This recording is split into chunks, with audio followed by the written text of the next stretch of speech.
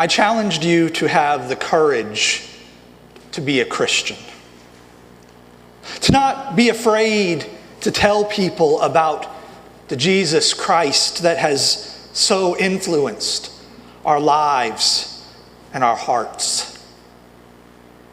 I think I got a bit of a stronger response to this sermon than usual. I maybe even ruffled a few feathers last week, but that's okay. I often tell people that the preacher's job is to comfort the afflicted and to afflict the comfortable. I had a lady at a previous appointment that every once in a while would come through the line after church and tell me to stop stepping on her toes. And that's how I knew that I had done my job that week. Anyway, last week I left you with a challenge. Today, I want to look at how Jesus' original disciples responded to this challenge. The scripture reading that Allison just read is placed immediately after the story of doubting Thomas, where Jesus appeared twice to his disciples in the upper room, telling them that they were going to be sent out in the world to tell others about him. In the weeks following his death and resurrection, I assure you that is a picture of the upper room up there. It's a little hard to see in the light, but in the weeks following his death and resurrection, the disciples had locked themselves in the upper room, afraid of the religious authorities, afraid of the Roman government, afraid perhaps even of the crowds of people that had been howling for Jesus' blood on that last Friday. Now, we don't really know what they were waiting for or what they hoped to accomplish while they were in the upper room. But we know that Jesus appears among them and shakes them out of their complacency or their lethargy or whatever it was that was holding them in that room. But chapter 20, the story of doubting Thomas, kind of leaves us a bit hanging, because it doesn't tell us what they did. Did they have the courage to go out like Jesus wanted? Did they overcome their desire to stay safe in this upper room? Chapter 21, as we read today, gives us the answer to this. Peter announces that he will, in fact, go out. He decides that he is going to do what men throughout the centuries have done when faced with a task that they want to avoid. He's going to go fishing. Now, following the death of Jesus, the community of what will eventually be called Christians is facing a bit of a crisis because it is without a leader. Now, there are some biblical passages that point to Peter as being this leader, such as where Jesus gives him the name Petros, or Peter, meaning rock. But we have to admit that a lot of these verses are read in hindsight, looking backwards. And the verses that actually establish Peter in this role are a bit more ambiguous.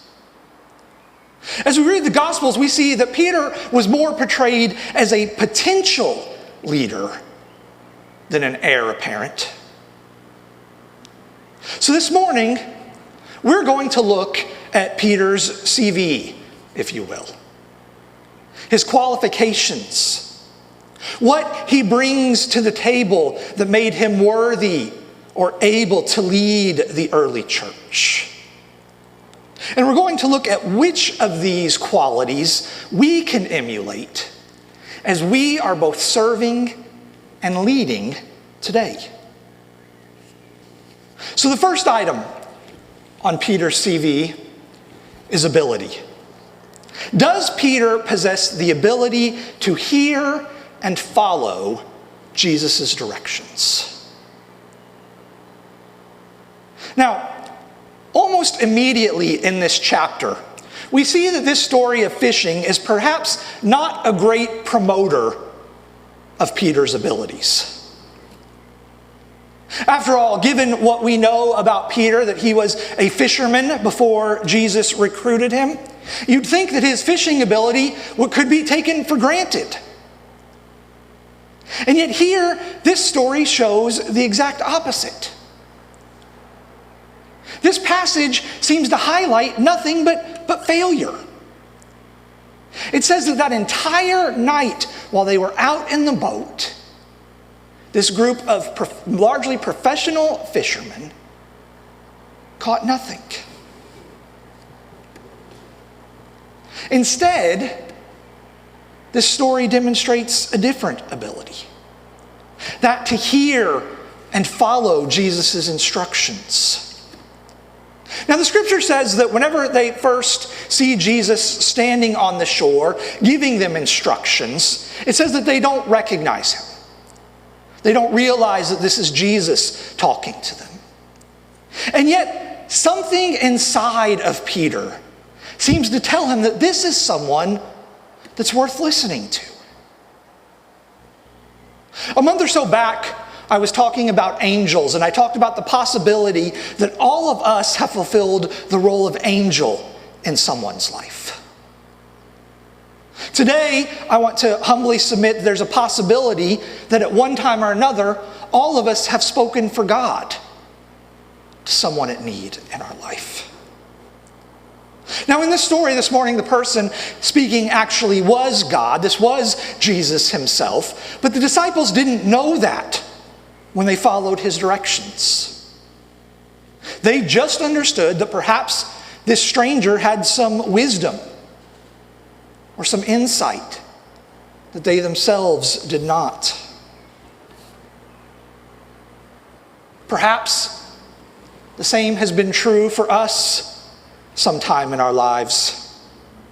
At some point, perhaps God has been speaking through the words of someone that we know and trust.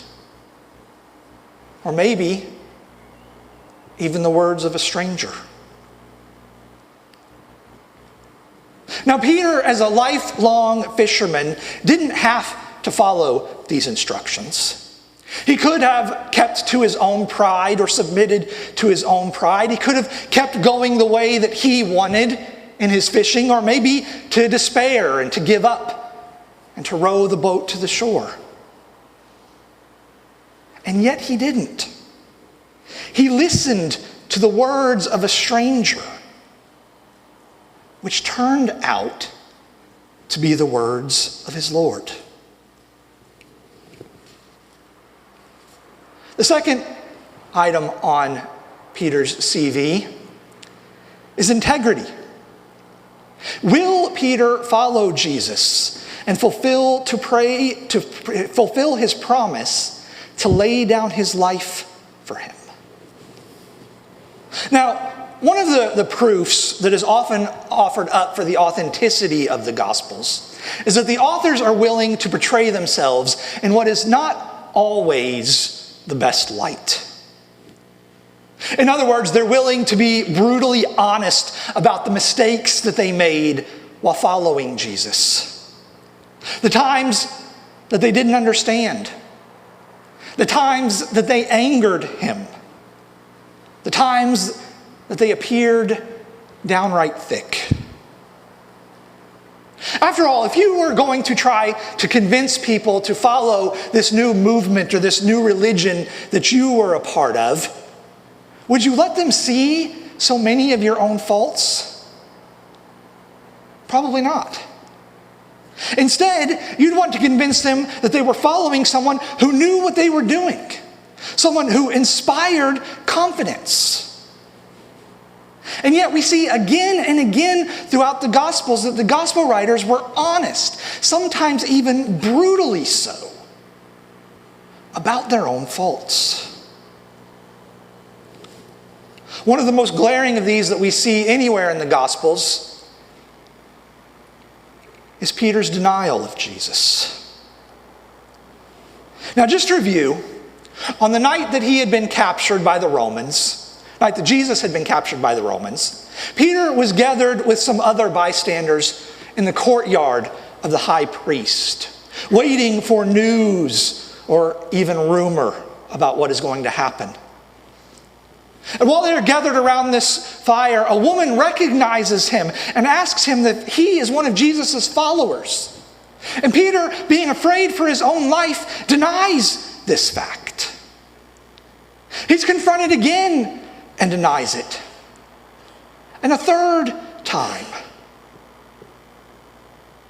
The Gospel of Luke tells us that at this third time, from across the courtyard, Jesus turns and meets Peter's eye.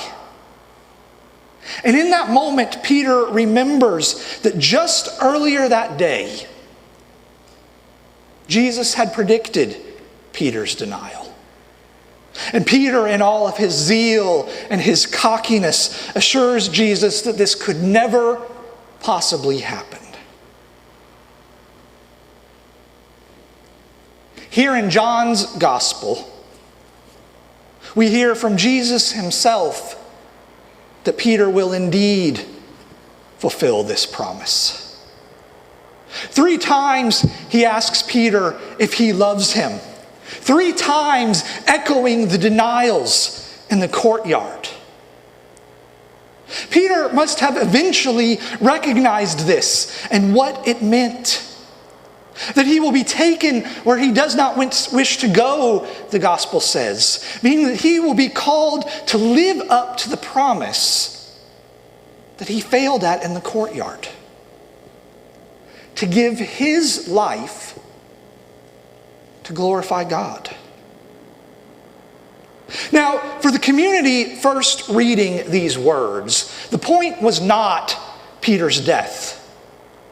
The point was that Jesus trusted Peter to live up to his promises.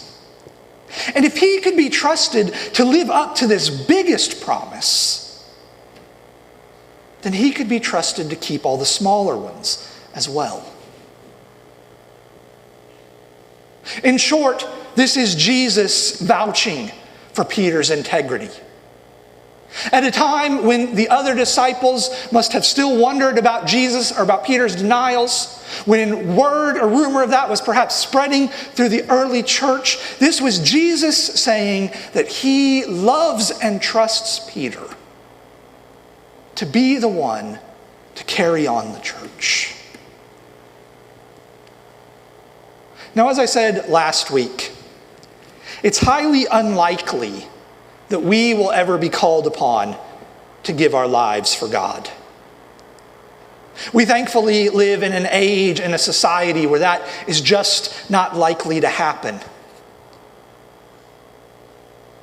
But we will be called to give up other things. Our time, our talents, our treasure.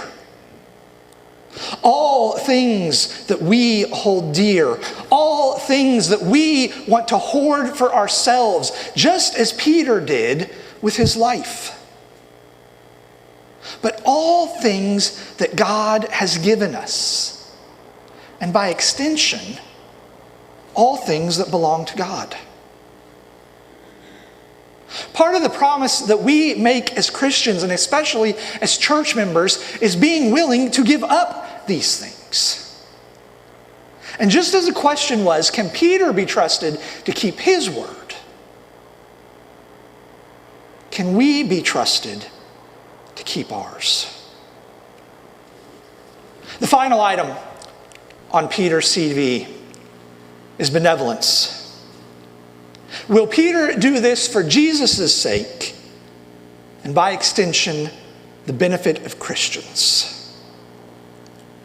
Renee Schreiner, who I am deeply indebted to for the idea for this sermon, wrote that benevolence is essential to trustworthiness.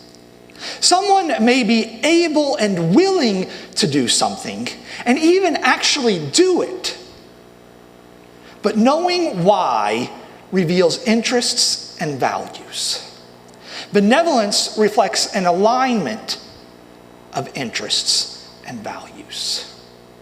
We've all seen that people we know, people we trust, politicians, celebrities, they can all sometimes do the right thing for the wrong reason, right? So to put this quote another way, the question that Jesus is asking here is, will Peter lead the church out of love for Jesus? And we have to admit that people don't always accept the mantle of leadership for selfless reasons, right? Peter had been warned here that leading the church would lead to his death. But he also had to know that first it was going to lead to prestige and influence. And so this is another reason for that triple interrogation here. Do you love me? Do you love me? Do you love me? Each of these questions followed by the reminder to care for Jesus' community. Jesus and John are assuring here the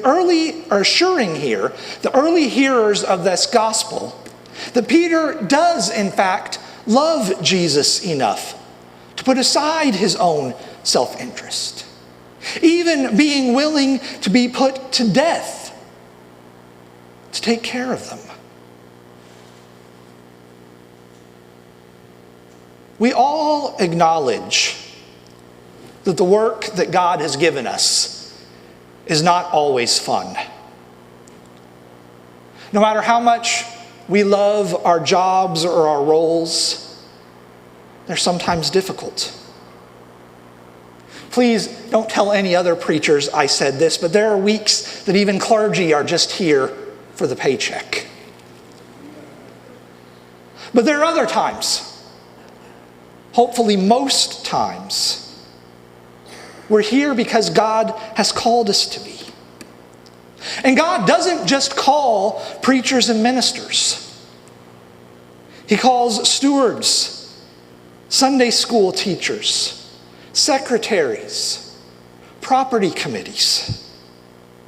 Every job in the church is special and needed because God has given it to us.